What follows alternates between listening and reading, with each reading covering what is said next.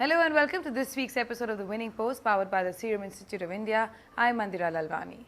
It's been a sad week for racing fans the world over because Sir Henry Cecil, one of the greatest trainers ever, passed away earlier this week.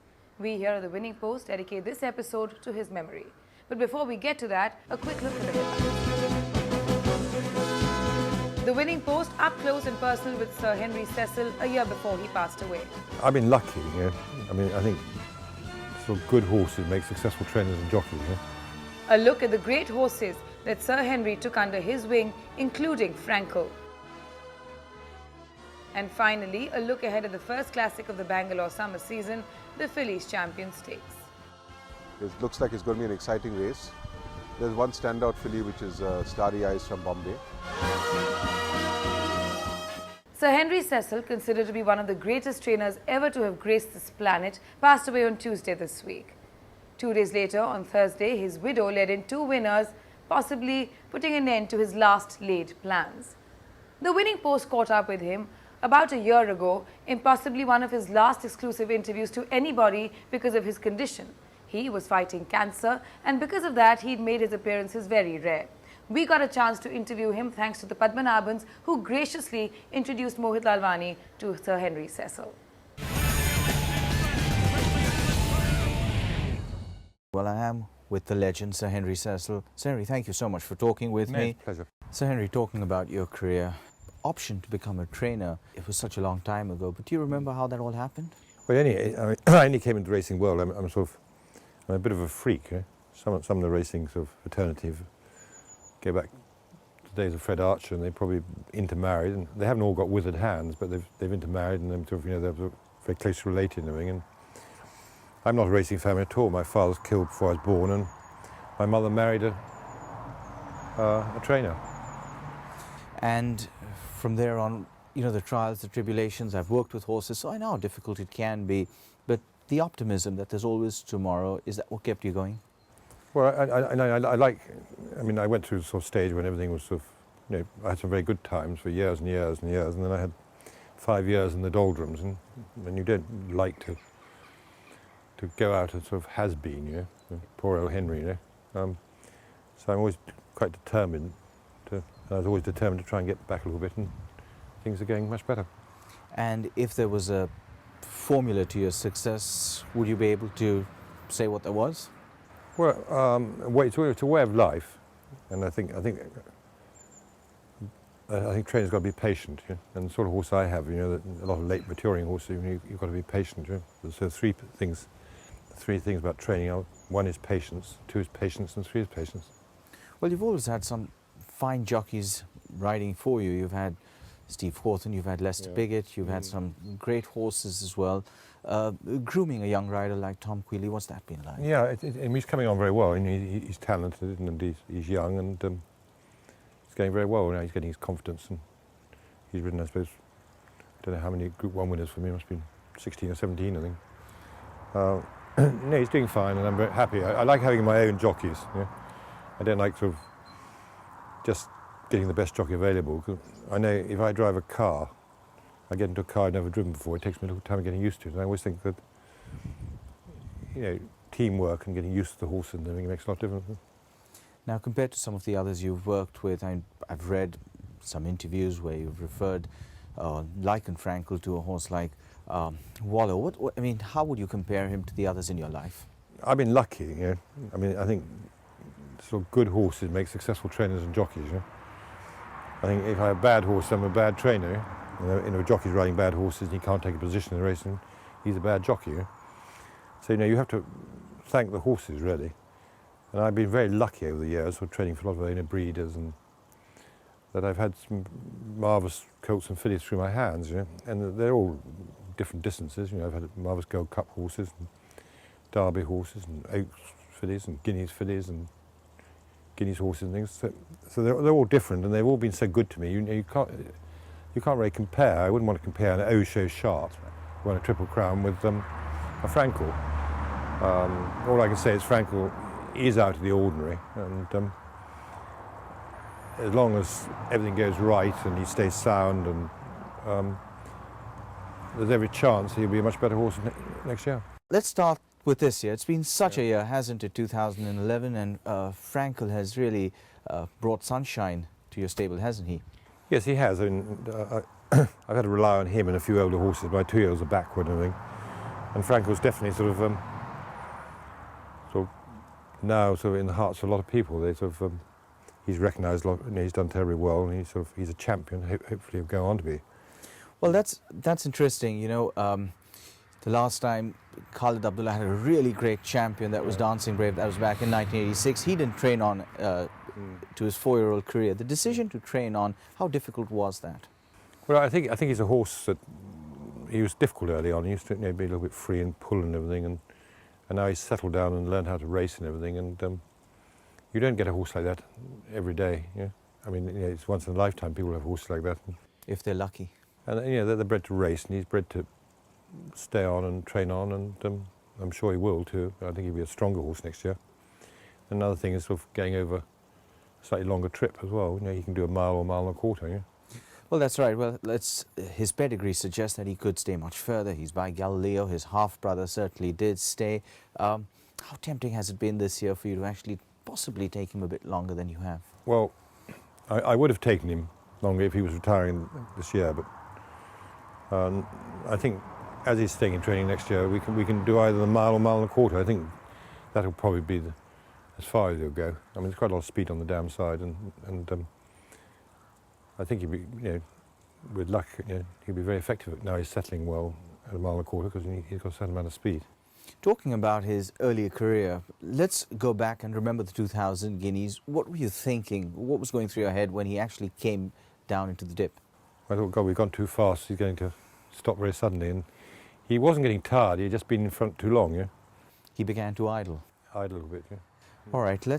What's he like back at home? What's he like in the stable in the morning? No, he's good. I mean, he's quite hot-blooded. I mean, he's always trying to pull his rugs off, and we have to be very careful what rug we put him on. And you put a medium-sized rug on, you think it's a little bit cold, and he decides at 10 o'clock at night that he's too warm, and he tries to get over his head. So we have to monitor him. We do have cameras and things, and change things around. He is quite hot-blooded. I mean, he does although he's very calm and he couldn't care less about anything. I mean, he'll sweat between his back legs, which normally one doesn't like that in a horse. Right. In his case, it's just him. I mean, he's always scratching and itching, and he's just a little bit hot-blooded. And Sir Henry Cecil, as a person outside of the world of horse racing, what is he like? What are some of the things he likes to do outside of horse racing? Who? Me? You, Sir Henry Cecil. I don't know. I think it's rather work. I mean, I haven't got many hobbies. I like my garden, and I love shopping. I'm a compulsive shopper. Really? My mother was, and so I must have female hormones. What are some of the things you like to buy? Most men hate shopping. I mean, I'll shop in London all day long for a week. I don't mind what I'm looking for. I mean, whether I'm looking for ladies' clothes or antiques or jewellery or anything, I don't really mind. But I mean, I do love shopping, which is rare for a man. Well, that's certainly true. And I do like others. I mean, I love shooting. I mean, I was brought up shooting. Really? And I've shot all my life. Mm-hmm. And so that was a hobby, but I haven't done very much lately. All right. Well, Sir Henry Cecil, thank you so much for your time. It's been a privilege and a pleasure to speak to the man who's trained some great race horses and who, in his own right, as I said at the start of this, is a legend. There's no doubt Sir Henry Cecil was a unique man and definitely one that will be missed by the racing fraternity the world over. We're going to slip into a quick break here on The Winning Post. We'll continue our tribute to him when we return. Stay with us.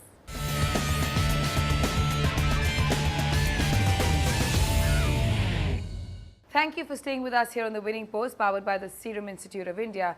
Continuing with Sir Henry Cecil, now when you think of horses like Frankel, Also Sharp, Midday, they've all been trained by Sir Henry Cecil. Let's have a look at some of the greats that have flourished under his tutelage.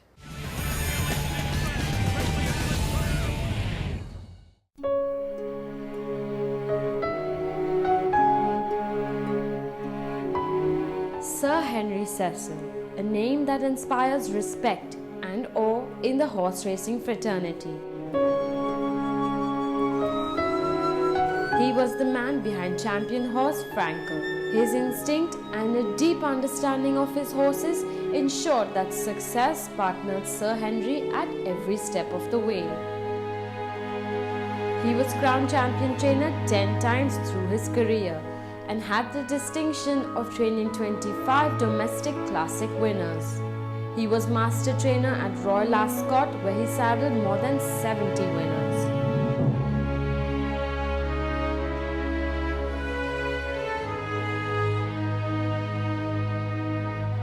Four winners of the Epsom Derby, 8 winners of the Epsom Oaks, 6 winners of the 1000 Guineas, 3 of the 2000 Guineas, and 4 winners of the St. Leger Stakes were all trained under Sir Henry's watchful eye. Some of the names that can credit their success to Sir Henry include Oso Sharp, winner of Solario Stakes in 1984, Fillies Mile in 1984, Nell Gwyn Stakes in 1985, and the Fillies Triple Crown with wins at the 1000 Guineas, Epsom Oaks and St. Leger in 1985. Oath, who won Epsom Derby in 1999 and the D Stakes also in 1999. Reference Point is another horse taken under Sir Henry's wing. His wins include William Hill Futurity in 1986, Dante Stakes in 1987, King George VI and Queen Elizabeth Stakes in 1987, Epsom Derby and St. Leger Stakes in 1987, and the Great Voltigeur Stakes also in 1987.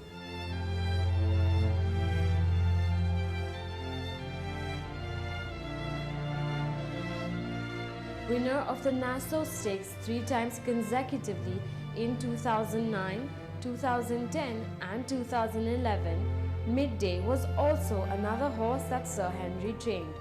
His other wins include Lingfield Oaks Trial in 2009, Breeders' Cup Filly and Mare Turf in 2009, Yorkshire Oaks in 2010 and Middleton Stakes in 2011.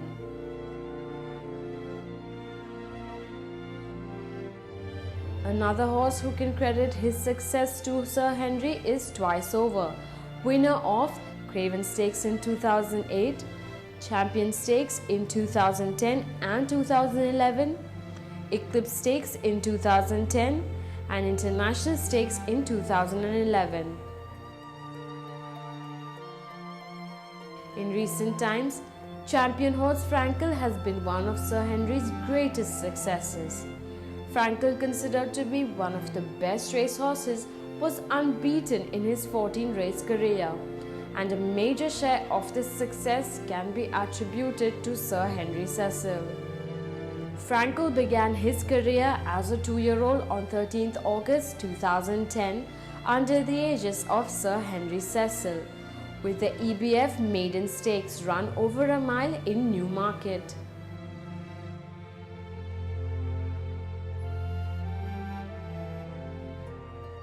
He won this race by half a length over Nathaniel, and since then there was no looking back for Frankel as well as Sir Henry.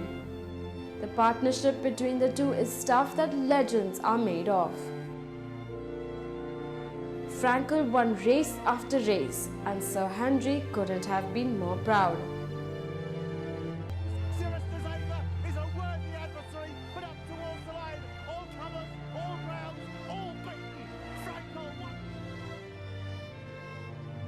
Some of the races that Frankel has won in his career include the 2010 Group 2 Royal Lodge Stakes at Ascot by 10 lengths. And Frankel is striding away. By golly, he looks a champion. It's Frankel by 10 lengths and going further ahead. Frankel goes on to win the Royal Lodge in style. The 2010 Group 1 Dewhurst Stakes at Newmarket by 2 1/4 lengths. Frankel has the lead as they head up towards the line. Roderick O'Connor is 2 lengths behind him against the rails. but it's Frankel. The reputation was high and he's going to conquer it. And it's Frankel who wins the duel. The 2011 Group 1 2000 Guineas at Newmarket by 6 lengths. Inside the last furlong, a horse who is pure class. Frankel has destroyed them from halfway. An amazing performance as Frankel heads towards the line to make every single yard in the Guineas and win it well. The 2011 Group 1 Queen Elizabeth II Stakes at Ascot by 4 lengths. Frankel being held together, X-Celebration 2 lengths down, Frankel now in full cry, X-Celebration and Immortal Burst, 2 quality horses are made to look mere mortals as Frankel remains unbeaten and wins the QE2. The 2010 Group 1 Queen Anne Stakes again at Ascot by a whopping 11 lengths. Frankel, who's drawing away. What a performance. The superb, the spectacular Frankel. 11 out of 11 and in a zone of his own. It's Frankel who wins it by 8 lengths.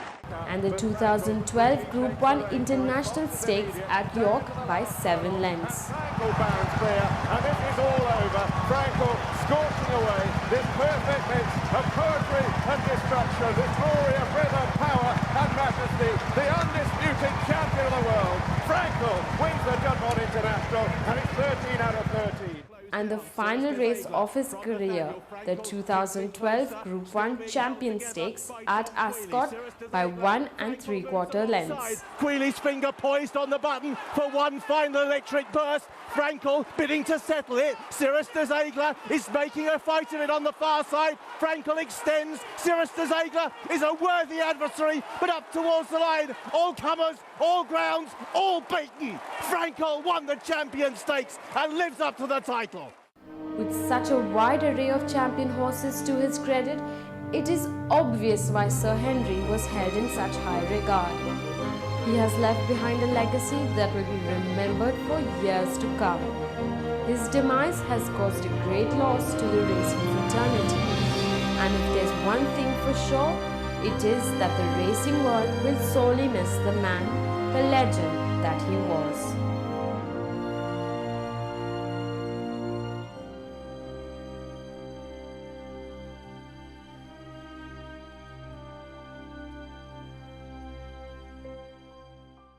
After having a look at that impressive list of horses, it's really no wonder that Sir Henry Cecil has stamped his territory, stamped his mark nice and firm as far as the racing world is concerned, and of course he'll be missed. We're going to slip into a quick break here on the Winning Post. When we return, we look ahead at the Bangalore Fillies Trial Stakes. Stay with us.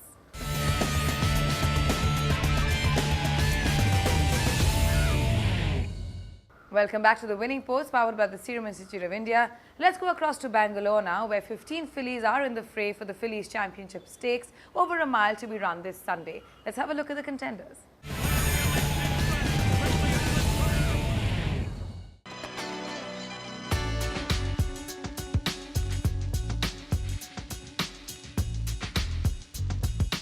The Bangalore summer season is in full swing. And this week, Garden City is set to host the first classic of the season with the Fillies Champion Stakes on the 16th of June.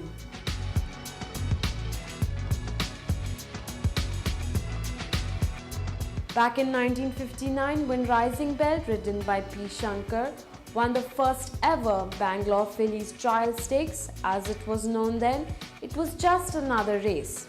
Over the years, however, the race has gained reputation and has become the classic that it is today.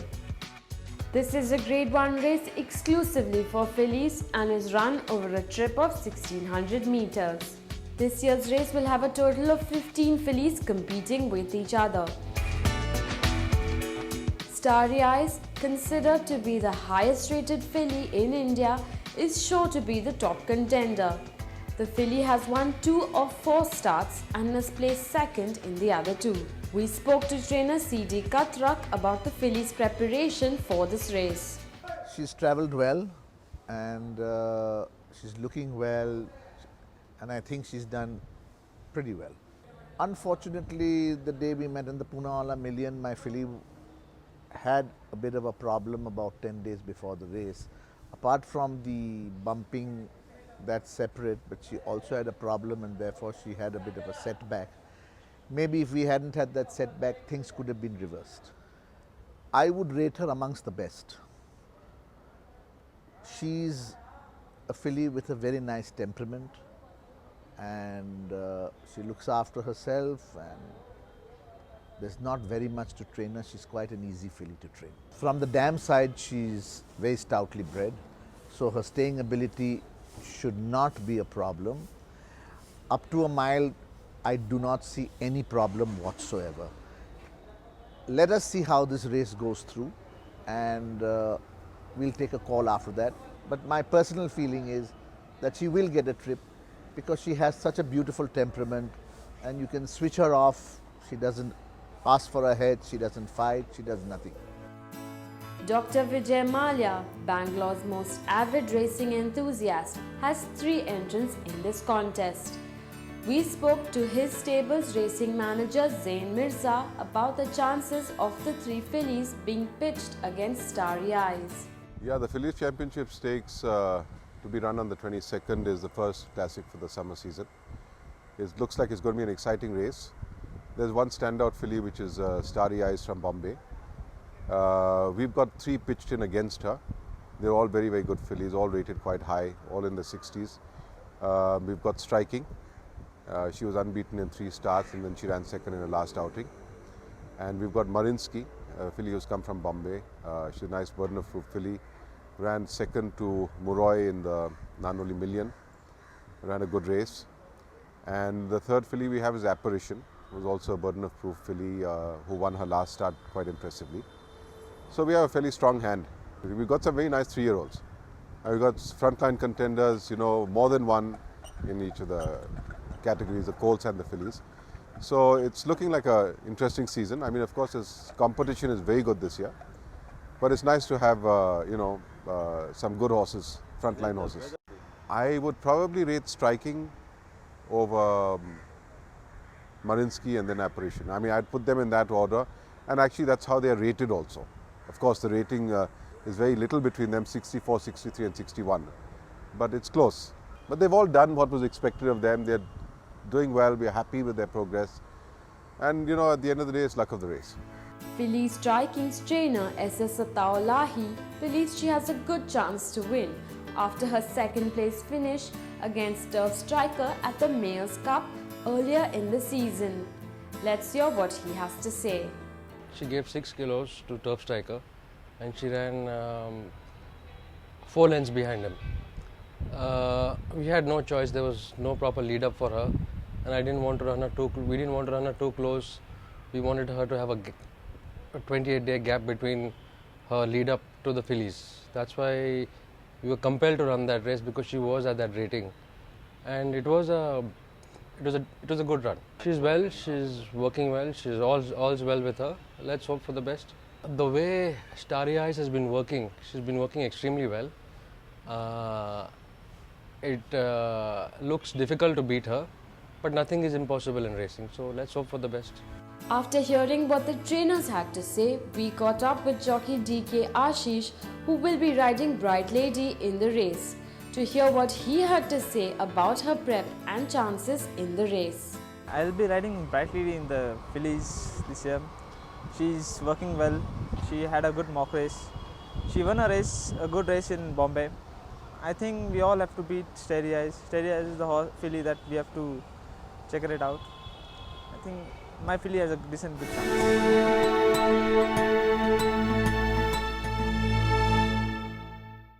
Well, that's all we have time for on this episode of The Winning Post. Remember, if you've missed anything, you can always catch it on our YouTube channel. Also, you can follow Mohit Lalwani's tips by following him on Twitter. There's the handle. See you next week, and until then, may the horse be with you.